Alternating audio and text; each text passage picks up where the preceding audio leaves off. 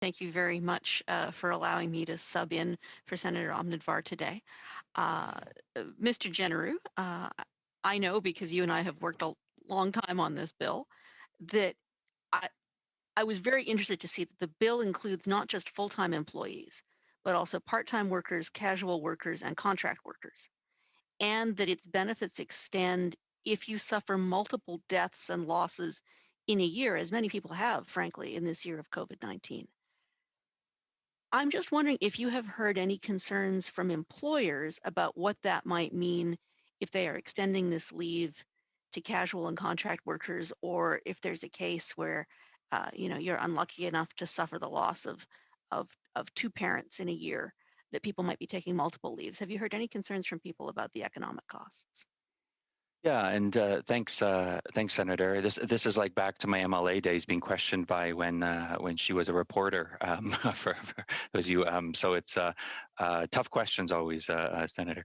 But yeah, I think the common perception is that suddenly a bunch of people are going to be going off on bereavement leave, and the workplaces are going to suffer.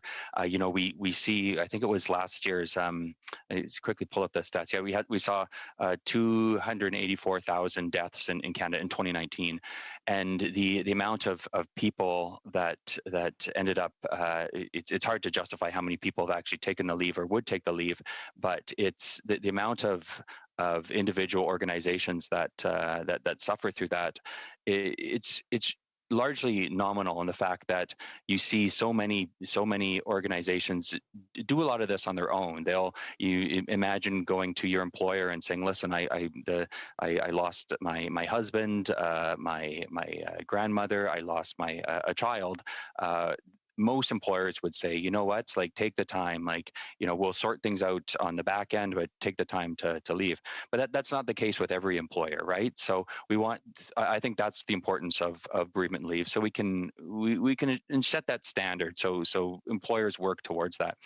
From the economic point, to your question, I think it's important to note that there's a lot of employers that will see, say, small businesses, for example, will see the loss of an employee for a period of 5 or 10 days as significant.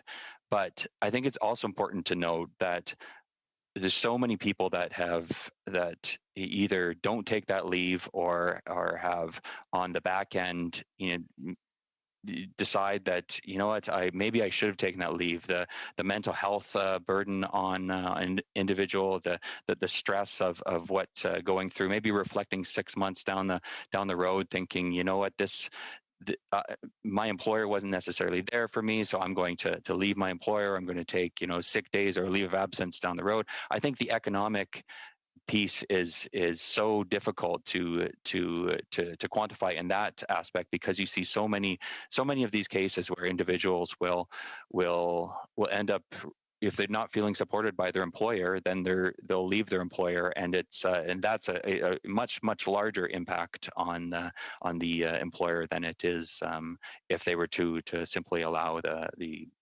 initial leave.